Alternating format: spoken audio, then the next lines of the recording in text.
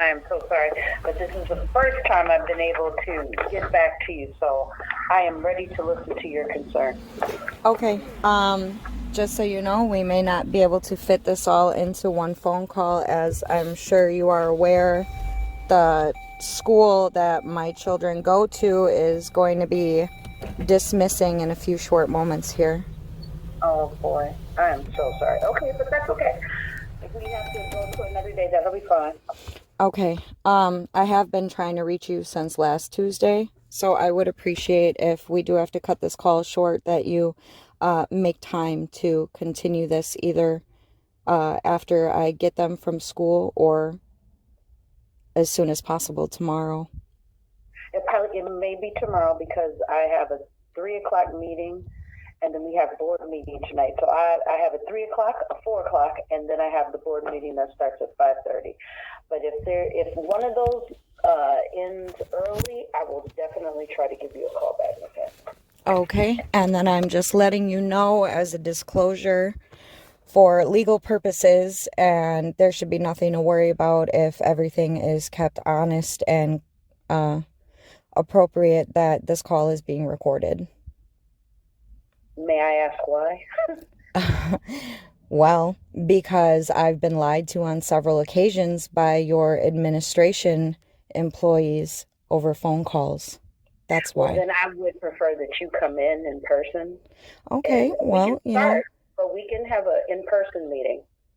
all right. Is there a reason why you would not like a phone call recorded? Um, I would have to I would prefer to talk to our legal. I've never had anybody request that of me. So I feel uncomfortable because I don't know what your purpose is for Because using it I've with been me. lied to. And if Okay, you well, if you you've been haven't been lied to reviewing, by me. yeah, You haven't been lied to by yeah, me. and I was led to believe I wouldn't be lied to by others too. And here we are still, and I'm fighting to get an abusive teacher's assistant dismissed that is still at the school around my children every single day, as well as other people's children. This is insane. This is crazy, and it's unacceptable. I've been lied to by District Superintendent Galvan. I've been lied to by Director of Instructional Leadership, Dr. Jan Griesbach. I've been ignored by the Office of Board Governance. I have had absolute lack of action and help or assistance by the school principal, Eric Sullivan. I Matthew Chasen from the Office of Accountability and Efficiency. I don't even know why he got himself involved, but he's made a fool of himself and been dishonest as well. And I don't exactly know who I am supposed to trust here. I had a sit down in person meeting with Matthew Boswell and Daniel Hennessy yesterday morning with my son present. And as my son cried and banged on the table and yelled about how terrible he was mistreated and how he had to recount all of the instances of physical assault and threats and suicide coercion and all the things that were done to him at the hands of one student the entire school year, and with the assistance and negligence of the teacher's assistant who also partook in these events and harmed my child, acted immorally, and was in extreme violation of her employment contract, intimidated my child from speaking to other adults at the school about these instances. And the end of the meeting ended with them still not being able to answer my question as to why is this teacher's assistant still there? And why was this not reported to the Department of Public Instruction as it was supposed to be when it happened per Act, as it was supposed to be when it happened per Act 84.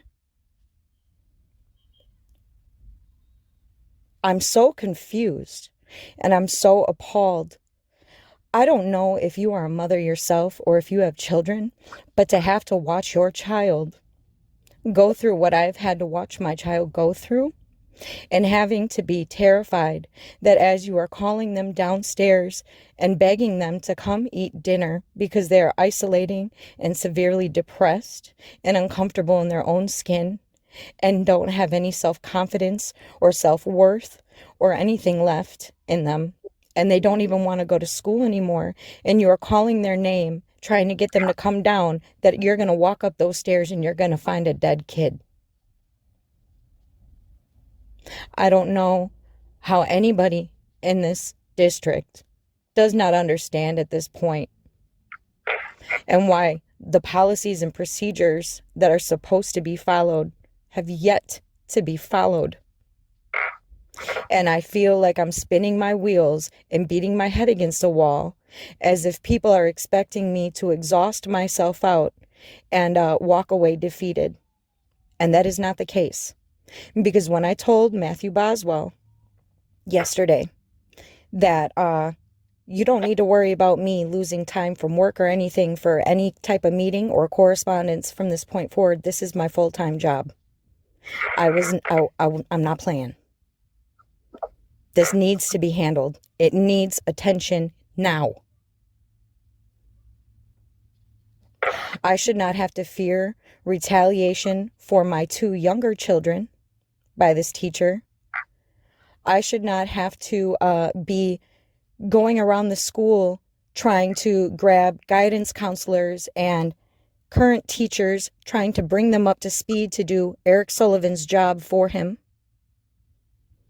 I should not have to listen to my child cry in a meeting because when he goes out to recess now, he stands at the door to go back in alone and stands there and waits for recess to be over so he can get back in the building as soon as possible, because this bully, this child that has received 0 consequences, is standing there with his little posse staring at my son, waiting for him to come out onto the playground, and he is scared, and not a single adult notices or checks in with my child.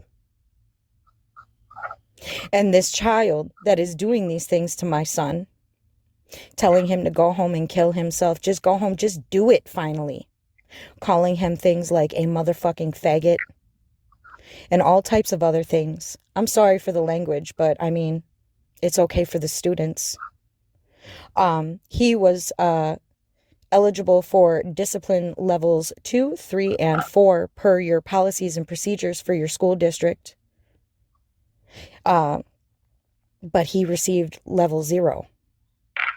And I almost just do wonder if my son would not have turned out the way he is now, how depressed and sunken and sullen and isolating he is now, had this boy been disciplined appropriately from the beginning. And this teacher's assistant, it really raises the question, how many other employees are in the MPS district that are kept on pending investigations, whether it be the same investigation the 2nd, 3rd, or 4th time now, that are still kept on in a position of power and trust with other people's children when they're facing allegations that could even potentially be worse than the ones that I'm presenting right now. And they are still there, day in and day out, traipsing through the school, smiling, laughing, talking, whispering, like nothing happened. You know, this woman and everything she has done to my child and put him through, I would not trust her with the elderly. I wouldn't trust her at an animal shelter. I wouldn't trust her to be in a position of power and trust to care for anybody that cannot advocate and speak for themselves. This is disgusting.